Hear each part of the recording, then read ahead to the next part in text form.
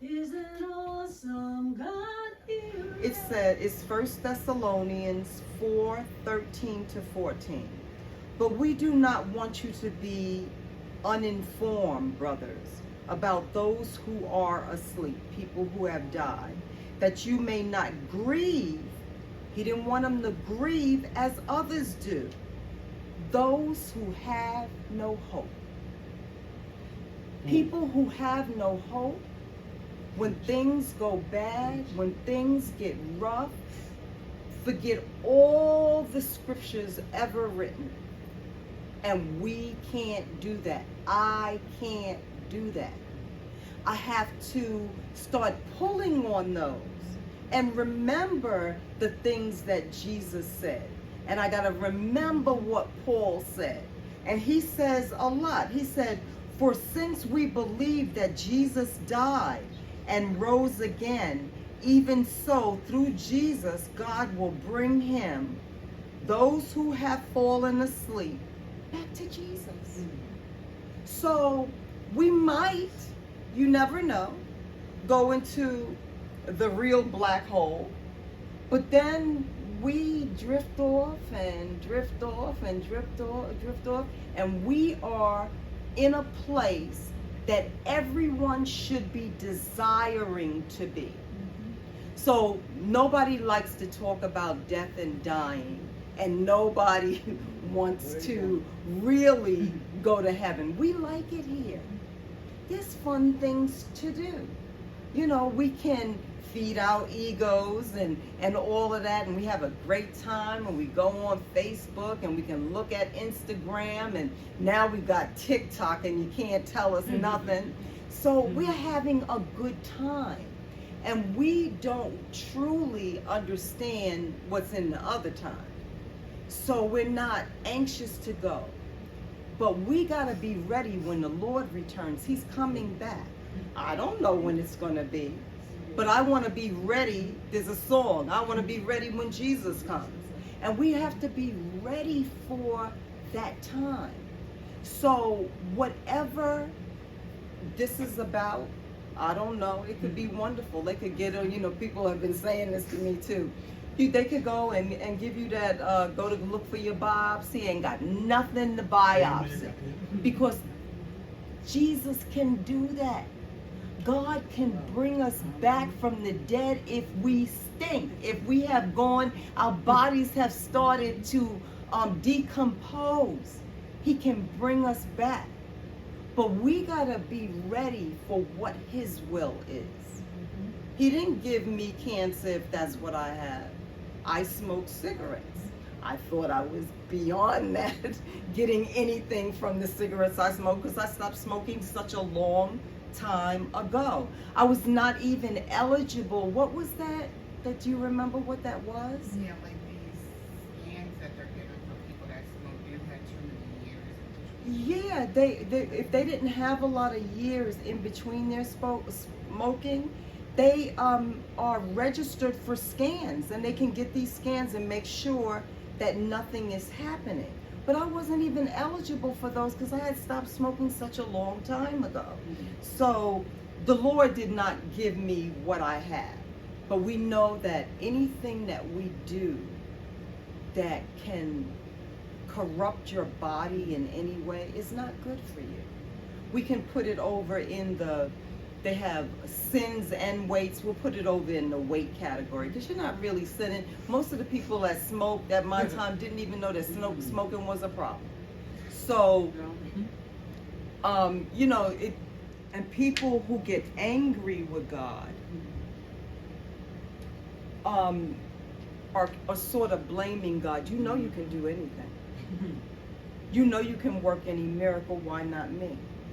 Well, I'm not asking those questions, or I'm not talking to him in that manner, because I know who he is, what he does, and he has mercy on whom he will have mercy, because he's God. And he can do whatever he wants to do. And he doesn't do it idly. He knew from the foundation of the world, before I was even thought of by anybody else, what was going to happen to me last Sunday. but he chose to handle it the way he handled it.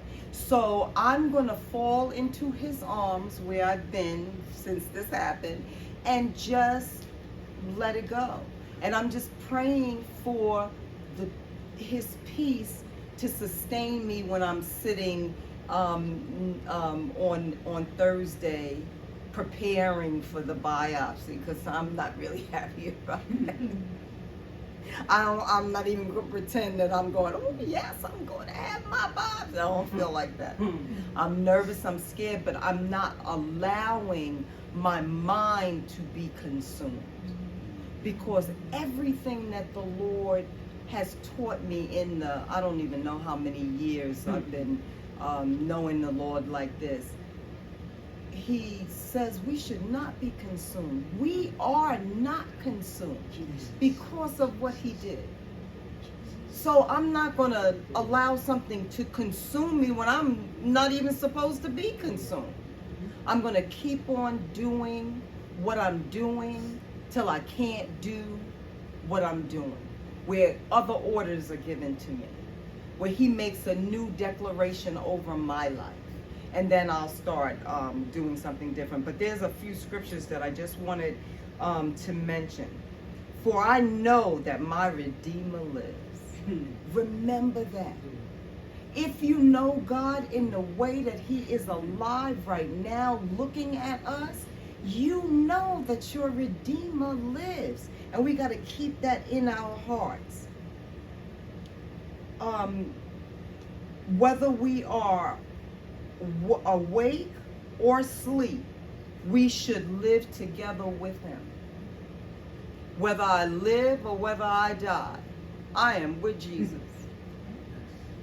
And we got to be sure of that. And that assurity, if that's the right word, will make you feel better about Jesus coming back and taking us all to a glorious place. Instead of staying in this, we live in the ghetto, basically, compared to heaven. We all, I don't care where you live, how big your house is, you live in the ghetto because the Lord is paradise. And there's just no comparison to that. The wicked is driven away in his wickedness, but the righteous have hope in his death. We live because Jesus allowed himself to be crucified. And these foolish people walking around, you know, they're going to trap him. He allowed himself to be trapped. Amen. They didn't just come and take him. So my Bible says, therefore, we need not despair. When loved ones die or world events take a tragic turn, God will turn tragedy to triumph, poverty to riches, pain to glory, and defeat to victory. And you know, we got the victory. Yolanda Adams, I love that song because it got a lot of movement in it. And I feel like the victory is like that. You got to be moving, jumping, shaking, because you got the victory. We all have it, those who are in Jesus Christ. Paul says in one of his scriptures, he says, make it your ambition to lead a quiet life. You should mind your own business and work with your hands, just as we told you, so that your daily life may win the respect of outsiders. And I'm going to end on that. We got to look good for those who are watching us. We say that God is all of that, and then we crumble on the curb. We can't do that. We can't walk around looking like death if we are not dead. When you're dead, you have no choice. You got to go to the undertaker and let them fix you up, put some lipstick, whatever they do. And we have no choice. But as long as we have breath in our bodies, we can represent the Lord. Even in your illness, even in your grieving, even in whatever negative thing is going on, We gotta make a good show for the Lord, because he made a good show for us when he did like this. Amen. And allowed them to do what they did to him. Amen.